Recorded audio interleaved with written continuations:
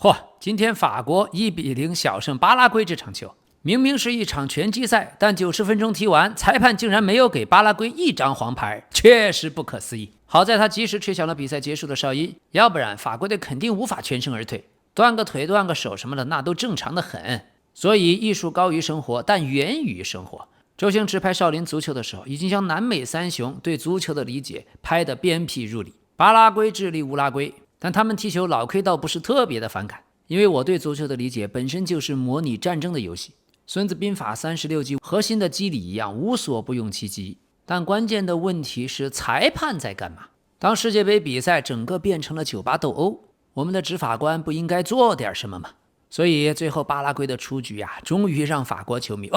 讓所有球迷都鬆了一口气，也讓所有球員的健康得到了最後的保障。足球場上確實有過各種小動作，但即便你過去見多識廣，今天這場比賽仍然會讓你覺得有些孤陋寡聞，像踢腿、踢腳、肘擊腹部、肘擊腹股溝、肘擊軀幹，甚至加拉爾薩對姆巴佩明顯的擊打，巴拉圭球員已經開始肆無忌憚了。最開始他們以為這都是裁判允許的各種手段，後來他們終於看明白了，這烏茲別克斯坦的主裁判他是我們的人。所以同樣是弱队踢強队，昨天的佛得角对阿根廷，今天的巴拉圭对法国。足球比賽確實是模擬戰爭的遊戲，而戰爭又隨時可能以不同的面目出現。看着場上法國隊人均挨了一肘，姆巴佩跑着跑着還能挨一拳，這種心平氣和的跟對方球員的互動就在主裁判眼皮子底下明目張膽。但是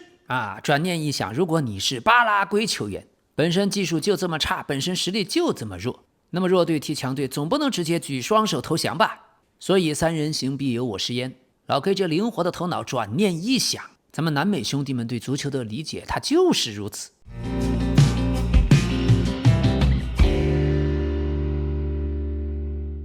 朋友們，世界杯的比赛总是以各种面目讓你欲罷不能。昨天有佛得角对阿根廷，今天有巴拉圭对法國。昨天你看了場感人肺腑的史詩，今天你就看了一部復古版的古惑仔電影。所以感謝您的點讚、分享、評論和熱推，感謝您的訂閱，讓我們繼續。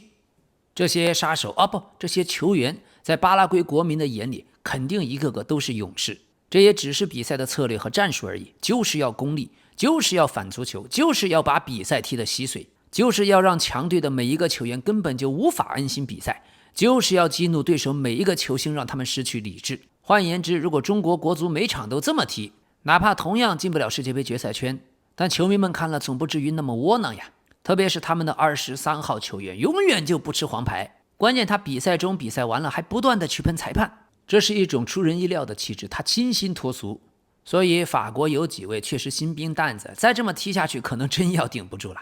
是他們都踢過足球，經驗豐富，但他們從來沒有被伐木過，所以讓大家都挺意外的，跟巴拉圭对阵了這麼多的球隊，最後居然都活下來了。於是賽後在家裡看球的英格蘭前鋒格拉利什也發了條社媒，他寫道：不，老實說，這支巴拉圭隊真是離譜啊！我從來沒見過這樣的，他們是怎麼做到一張黃牌都沒吃到的？其實從某種角度來說，這確實也是一種藝術。比如說賽後巴拉圭的門神希爾吧，他確實牛，比賽中什麼球都能踢出來。可賽後希爾直接將球砸向了姆巴佩，在被記者問到這麼做的原因時，他說：我本來想上前握手祝賀他的，但姆巴佩根本沒理我，我當時也有些上頭，所以就那麼做了。但後來我也冷靜下來了，法國是本届世界杯的奪冠熱門嘛，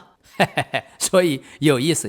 另一方面講，姆總帶着隊友們在場上被對方肘擊了一整場，那確實比賽後也是會有點情緒。何況最後階段巴拉圭的球員連續的挑釁姆巴佩，當時姆巴佩不僅沒有回應，還始終面帶微笑，但你可不要把他當成好脾氣。姆巴佩是看見了巴拉圭門將過來想握手，但他是故意沒有理會，還專門在他面前開始了慶祝。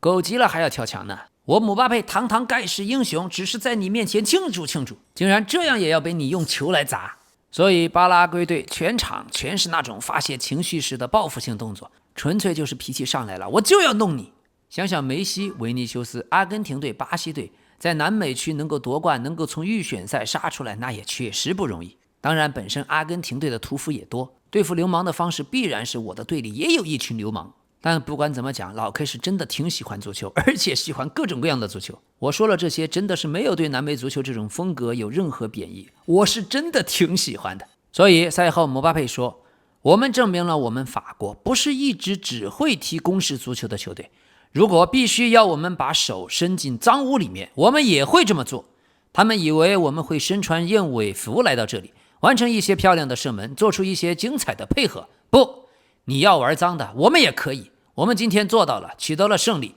即使在這種風格上，我們依然是更好的一方。這話說的真是完美。所以姆巴佩真的是老 K 心目中最適合當總統的足球運動員。而且我過去踢球在場上也是類似於這樣的領袖風範。小時候成長的環境不好，我們那一代大城市裡面都是1年級的孩子被2年級下報，2年級被3年級下報，3年級上面還有4、5、6年級初1、初2、初3、高1、高2、高3的人來下報你。什麼叫下報呢？其實就是搶錢。小子，有錢嗎？拿過來。所以那时候每次上學放學都是一次歷險記，能夠從80年代、90年代的上學放學路上全身而退，那都是有點絕活的。所以經歷過了你就知道，宝劍鋒自磨礪出，踢足夠多的足球赛總會遇到打架打群架。甚至北美的體育風格，像冰球專門就允許單挑，棒球也允許單挑。怎麼說呢？我這種老派的足球迷 NBA 迷是挺懷念過去的 NBA 肌肉棒子亂揮的。從這方面講，現在的小孩確實有點過於的溫室花朵。男人嘛，做什麼事兒你都應該紳士，但萬一遇到了流氓糙漢，你不能鬆，你得上。所以今天法國隊的主教練德尚也開啟了打趣模式。他賽後說，這並不容易，對方使出了渾身解數，什麼戰術都用上了。這種足球比賽很難吸引觀眾，但他們的防守做得真的很好，和這些南美球隊比賽總是很棘手。我記得2018年对阵烏拉圭的時候，我把姆巴佩換一下，因為他們要把他打得落花流水。今天我要求我隊裡最強壯的2名球員在比賽最後階段要保護姆巴佩，因為我不想失去我的球員。哈哈，這指的是誰呢？就是切爾基。之前有傳聞說切爾基跟德尚不和，但今天法國隊在官方社媒就發布了主教練德尚和切爾基擁抱的照片。队報也有報道，切爾基之前無視德尚是對自己很失望，他之前遭遇了連續的失眠，但是切爾基並沒有長時間陷入低落。周二回到更衣室之後，他很快重新露出笑容，他依舊是隊內那個愛逗大家開心的人。周三他也正常參加訓練，點球和嚼口香糖都顯得同樣嫻熟。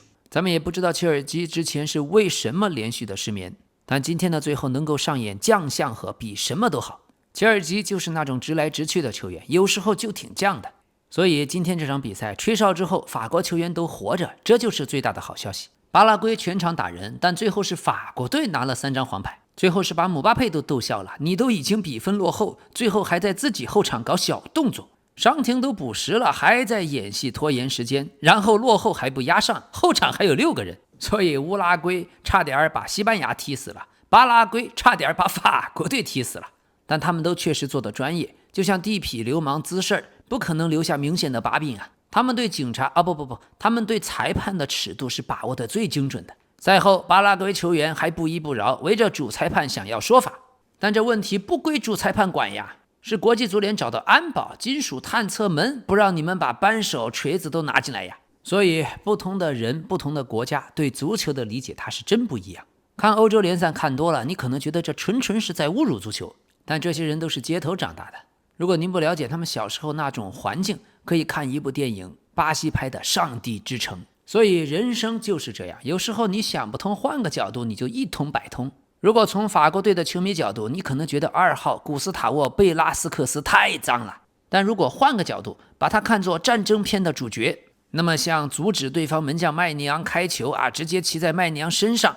包括後來下半場法國隊獲得點球的時候，貝拉斯克斯狠狠在鄧貝萊身後用鋤地的方式破壞點球點。還有進入補水時間的時候，貝拉斯克斯跑過來對着姆巴佩一頓輸出，好在被科內和奧里塞攔下來了。可即使比賽已經結束，貝拉斯克斯仍然拽住了巴爾克拉，又進行了一番瘋狂的輸出，你就會覺得這特別像人肉炸彈。我是不想活了，這球我是不想踢了，我就懇求你對着我的臉來上一拳，這樣子法國球星你就可以拿張紅牌下場。這就是真正巴拉圭人理解的足球，一切都以使得本方利益最大化為唯一的標準。所以你就能夠理解23號加拉爾薩他在本屆世界杯上被对手成功突破了16次，是所有球员中最多的。但为什麼他一而再再而三能夠在巴拉圭打主力呢？因為他有本事能夠將性格內向的奧里塞都給惹怒，甚至讓奧里塞拿了張黃牌。這種事情 NBA 也有，像勇士隊的格林老師，還有迪龍，更早馬刺隊、活塞隊這樣的藍領球員一堆一堆的。OK， 接下來法國1/4決賽將對陣摩洛哥，淘汰賽將越來越精彩，讓我們拭目以待。好，加拿大第一場1/8決賽0-3輸給摩洛哥，一點不讓人意外，尤其是比賽開始10分鐘，你就能看出來，加拿大的球員雖然想衝，想學美國隊用自己的逼迫，用自己的運動能力，把比賽拉到一種高節奏的對抗，但是球員的技術實在太差，說個難聽的話，確實比老 K 兒子的技術都差。那傳球、停球、控球簡直是不忍卒睹。反觀摩洛哥這裡說個冷知識，中國 U17 和摩洛哥 U17 分在一組，正好到時候咱們可以看一下差距。那麼摩洛哥首先它在北非，它和阿爾及利亞一樣，靠法國和西班牙比較近，所以你甚至就可以把这兩個看作是歐洲國家。94年、98年摩洛哥當時打進了世界杯，但02年到14年連續4屆無緣世界杯正賽，當時已經徹底淪為非洲的二流球隊。而鄰國阿爾及利亞依靠大量法國裔的歸化球員打進了2014年世界杯16強，這徹底刺激了摩洛哥的王室。於是國王穆罕默德6世親自將足球定為了國家級戰略。那一年摩洛哥足球改革正式啟動，首先行政架構就進行了最高配置，保證資金不中斷。足協主席直接由財政部的高官兼任，穆罕默德6世足球學院的負責人是國王的私人秘書長。足球的預算屬於皇家專項撥款，不受政府財政波動的影響，這就能做到連續20年持續的投入，不會半途而廢。第二點，修改了國籍法，打通人才的通道，法律上正式承認了雙重國籍，只要你的父母、祖父母有一方是摩洛哥人，海外後代就自動擁有摩洛哥國籍，不需要放棄歐盟護照，這從法理上掃清了海外人才規劃的障礙。第三點，全國上下全部統一長期規劃。摩洛哥足協定下了雙軌路線，本土青訓扎根國內，海外的僑民人才反向規劃回來，兩條線同步推進，拒絕只靠短期的僱傭兵行為。07年開工修建了國家級的中心穆罕默德6世足球學院，09年正式啟用，首期就投入了1300萬歐元，2次擴建以後總投資已經超過6500萬歐元，地方就在首都拉巴特的郊外。這個國家級的青訓中心擁有8塊標準的足球場，什麼醫療康復中心、體能實驗室、文化課教學樓、住宿酒店，什麼都有，吃住訓練全部免費。像沒錢的孩子、寒門的天才都是可以零成本入學的。而且培養模式是打造了閉環式的7年制培養，分為12到14歲少年組、14到16歲青年組、16到18歲精英組。關鍵還強制綁定了文化課和足球訓練，杜絕產出文盲球員。所以像恩內斯里、阿蓋爾德、歐納西等等世界杯主力都是全部出自這所學院。摩洛哥的 U17、U20 國青隊奪冠班底有一半都是來自這裡。還有他們將全國劃分為12個大區，每個大區都建立了分院和球探站，球探直接到鄉村的校園，到街頭的野球場，從10歲年齡段開始海選天才，選上來的苗子逐級輸送到首都的總學院，形成了從校園到地方分院再到國家總基地3級人才流水線。還有升級國內職業聯賽，扶持了卡薩布蘭卡、維達德、拉賈這2大豪門，完善了甲級聯賽梯隊的建設，這才能夠保證本土年輕球員有穩定的比賽平台，青訓的畢業生有球可踢。至於王牌戰略、反向的人才規劃，那不用講了。4年前22年卡塔爾世界杯，26人名單裡有14個人都出生在海外，佔比54%。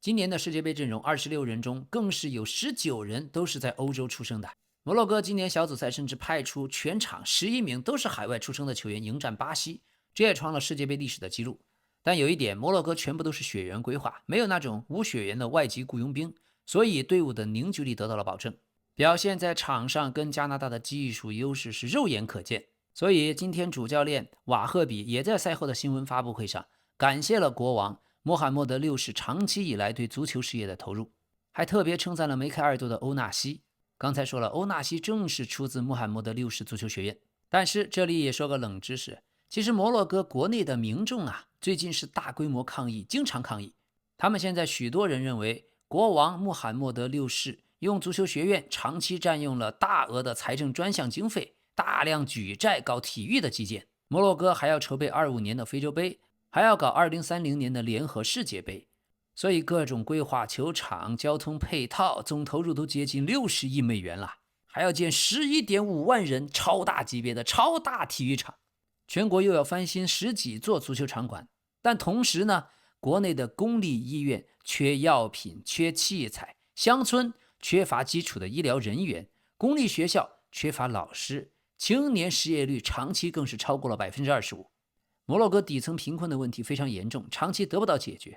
所以街頭抗議的時候，最流行的口號就是我們要醫院，不要足球場，先治病再搞世界杯。民众核心的怨气就是財政資源分配嚴重失衡。摩洛哥並非那種產石油的富國，財政收入是高度依賴磷酸鹽的出口和外債，所以老百姓已經普遍認為，王室將有限的公共預算大量都傾斜給了足球還有體育基建，把足球搞成了面子工程，真正重要的民生福利投入卻長期被壓縮，甚至連球迷們也都開始反感啊！這樣子舉國砸錢搞足球，就算球队成績再好，也解決不了國內看病難，年輕人找不到工作，這才是現實問題。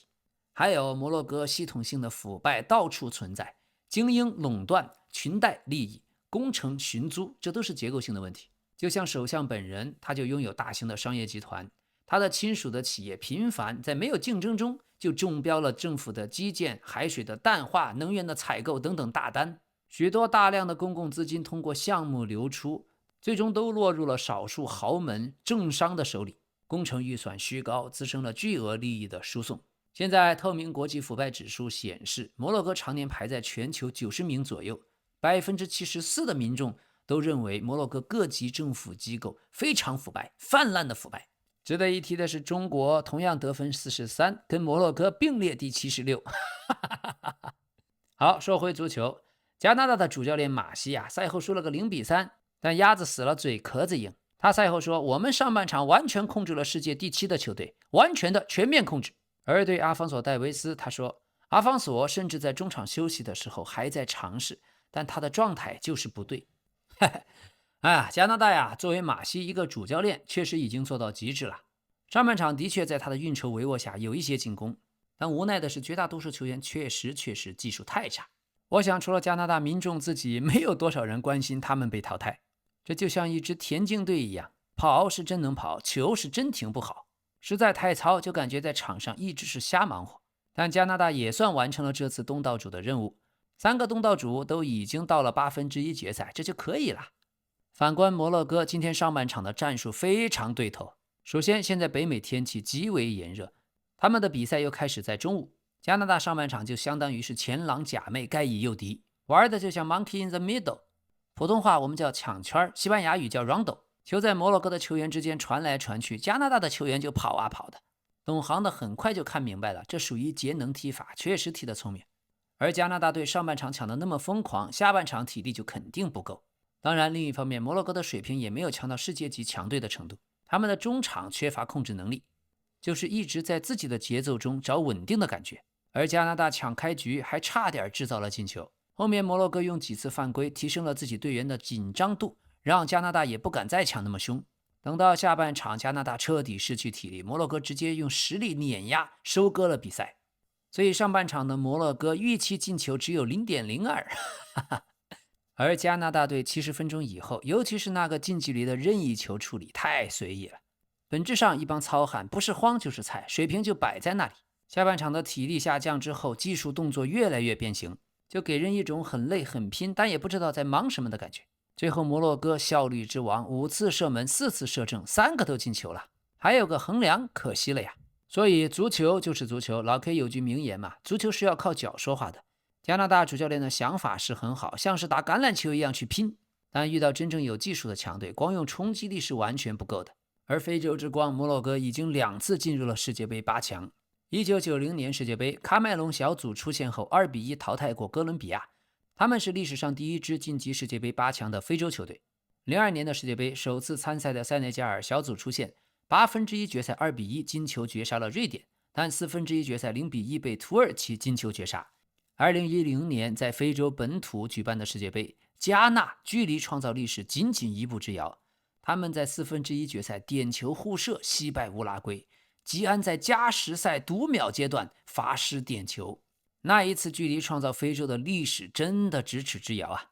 而現在看來，如今的摩洛哥才是真正具備和世界任何頂級球隊抗衡的非洲強隊。接下來他們將對陣法國，5場球進了10個，摩洛哥也追平了非洲球隊單屆世界杯的進球紀錄。尤其是布拉辛迪亞斯，單屆世界杯就有4次助攻，也創了非洲史上球員助攻的紀錄。還有今天梅開2度的歐納西，是非洲球員中第3位能夠在單場淘汰賽梅開2度的。前面有1990年喀麥隆的米拉大叔，還有02年塞內加爾的卡馬拉。所以到現在，皇馬的布拉辛迪亞斯踢了12場世界杯和非洲杯比賽，貢獻了5個進球，4個助攻。老 K 在昨天的節目裡拿他做紀錄片是有所指的呀。好，踢法國隊那就無欲無求了，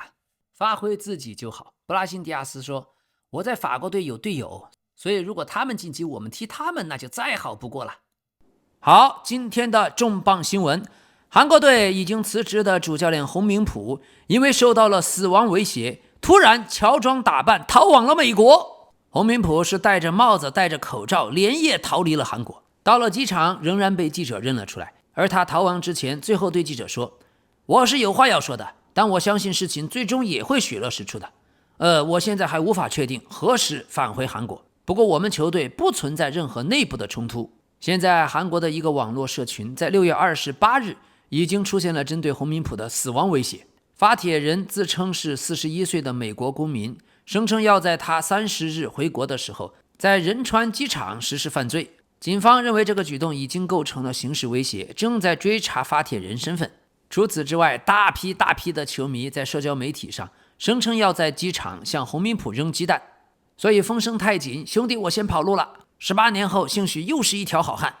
另外，巴西隊主教練安切洛蒂他終於明白了什麼叫做巴西有2億個主教練，每個巴西人都是主教練。好脾氣的安胖子最近徹底怒了，他回應了巴西國內社交媒體上對他的質疑聲音。他表示自己已經執教超過了1400場正式比賽，絕對不是外行，沒人有資格評判自己，真正有資格指點的只有曼聯傳奇主帥弗格森。安切洛蒂說，我們意大利有句玩笑話，所有的男人都想當教練，所有女人都想做建築師。我不懂自己算不算吃透了足球，但沒有人有資格就此評判我。我的閱歷足夠厚重，當然我願意聽取所有人的建議，可是真正有資格指點我的唯有弗格森。我100%清楚自己算不上天才，可我同樣100%確定我絕非外行。好，另一方面，英格蘭過去著名的球星貝克漢姆，他的兒子羅密歐·貝克漢姆卻身穿阿根廷的隊服支持梅西。這種舉動因為自己的父親和阿根廷過去的恩怨引發了爭議。23歲的羅密歐·貝克漢姆在邁阿密的看台上支持阿根廷隊，他還在社媒傳了一張照片，照片中自己的女友金特恩布爾身穿着印有傳奇梅西名字的阿根廷球衣。這下子英國的小报爽了，又可以炒作一番。但老 K 提醒一句，其實12年前在2014年的世界杯，羅密歐就已經穿梅西的球衣了。好，德國隊克洛普方面已經正在就出任德国国家隊主教練開始談判，看來上任已經是板上釘釘。但就德國足球现在這種缺乏人才的局面，我認為克洛普上台也是巧婦難為無米之炊啊。老帥一世英名，也許也可能毀於一旦，讓我們拭目以待。好，馬競主教練阿根廷過去的名宿西蒙尼，他在邁阿密觀看阿根廷對陣佛得角的比賽，也和貝克漢姆遇到了，兩人一起同框合影寒暄。28年前1998年世界杯1/8決賽，貝克漢姆被罰下，就是因為他被西蒙尼搞了之後倒地報復了西蒙尼一腳。但兩個人其實在02年世界杯就已經和解。江湖到了最後哪有那麼多的打打殺殺，都是人情世故。山不向我走來，我便向山走去。好，數據方面，英格蘭隊哈里凱恩在世界杯上一共跑動了43443米，他的跑動距離超過了所有英格蘭的隊友，而且已經幾乎是39歲梅西的2倍。但是梅西和 C 羅現在這種踢球方式是必然的，任何人覺得梅西 C 羅跑得少就值得批評，那都是不懂球。梅西合理的分配體能，採用了更簡潔更高效的踢球方式，這是現在的他能在足球場上繼續做貢獻必不可少的。關鍵是教練團隊的能力如何展現，隊友和梅西的足球智慧如何配合，覆蓋全場那種事兒讓別人去做就可以了。阿根廷現在最穩的最後一擊還得找梅西，好的，感謝大家的支持，感謝您的點讚、分享、熱推和評論，咱們明天再見。